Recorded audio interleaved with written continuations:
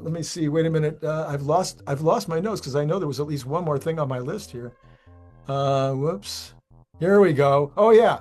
So on the general economy, we've got the tariff situation.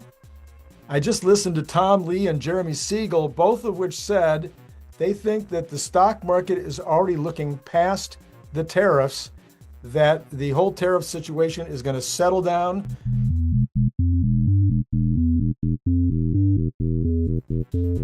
over the next few weeks, months, maybe it'll take 2 months, whatever. But there were kind of the shock and awe, all the problem, it's kind of like, okay, it's probably going to end up around 12, 14, 15% average. That's acceptable. It's probably even good for the United States. Might give us some additional revenue. That'll be good. They're kind of looking past that now, and it's all about the budget. What do you think? Yeah, I think that's where the market is right now. And you had two court rulings recently. So one court struck down the tariffs, and then I believe in less than 24 hours, you had a federal appellate court reaffirm or whatever the tariffs. Well, But I they didn't reaffirm them. They said, look, we'll give you 2 months. I think 2 months. Anyway, they said the decision by the lower court mhm. can't be enforced while you guys, play this out with the appellate court and or go to the Supreme Court, because the Okay. part of the administration's statement in that they made to the appellate court was they may ask the Supreme Court for I forget what they call that, a quick review type thing. Mhm. Yeah, so this was not there's nothing on the merits at all in the appellate court's decision, just Okay. just setting it aside for now while it plays out. Because you can imagine the confusion. I mean, okay, now we can't charge you tariffs starting today because of this court. And then, oh, well, now the Supreme Court decides in 3 weeks that it's all good. Now we can start charging you tariffs. I mean, holy mackerel, what a mess. So Mhm. I think that might have been what the appellate court was thinking. Yeah. I don't think that tariffs are going away, but I think the market understands that they are a negotiating tactic, that Trump, Bessent, Lutnick are going to be reasonable about it. And it seems like Navarro is playing a fifth wheel or something like that. So, yeah, the I guess one concern would be, economically, we're uncertain the impact that April had to this quarter. I do think we had a recession potentially in April. I'd be shocked if we didn't. But I'm guessing it didn't last. Um, so I'd say, like, provided the market shrugged off economic news that may or may not be coming, I'd say, like, I would tend to agree with you. So on the budget, I was thrilled. I don't know if you were thrilled. I was thrilled today to see that the Republicans are talking about rescission now. Hmm. They've got a rescission bill for about 9 billion of the Doge cuts. That's, I guess, either finished or will be sent over on Monday to solve that. And I think that's what Just 9 billion. so I think what's going to, I don't know.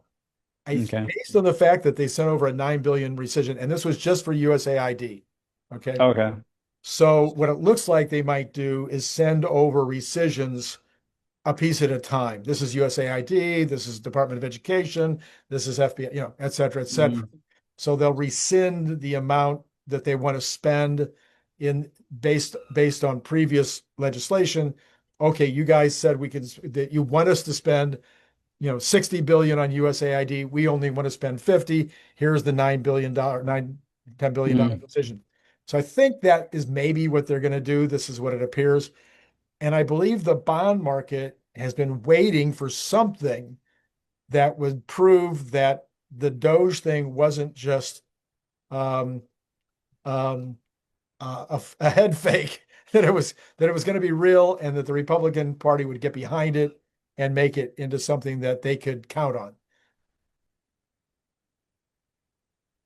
Yeah, I hope it's a little more meaningful. I'm concerned that Republicans just want to spend the savings that they get from Doge.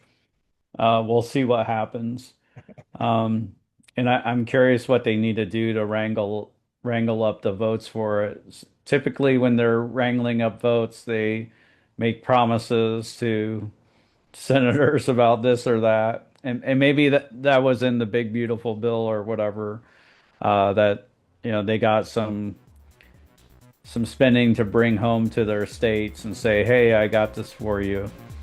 So we'll see. I'm not holding my breath yet. Okay, you're not holding your breath yet. So if you happen to be a big fan of the Cybertruck, you might also be interested in this super fun Cybertruck refrigerator magnet and bottle opener. It is made out of super thick stainless steel, just like the Cybertruck, and it has this giant magnet on the back, so it's going to hold a lot of stuff on your refrigerator. It's an amazing gift, and it comes in that great gift box that you saw before that uses a magnet opener, just almost like an Apple box, like when you get Apple products. You can buy it on Amazon for $29.95, or you can buy it direct from me by sending $25 to paypal.me/Randy Kirk, all in lowercase letters. Please indicate whether you want the stainless steel look, or maybe you'd like to have this very clever camo version. And then if you're not in the US, please add $20 for freight. If you'd like more than one, please check the information below to get pricing, as well as all that information I just told you will be repeated in the information below. So once again, think about joining the channel, getting the up-to-date Tesla news every single day. I think you'll be glad you did.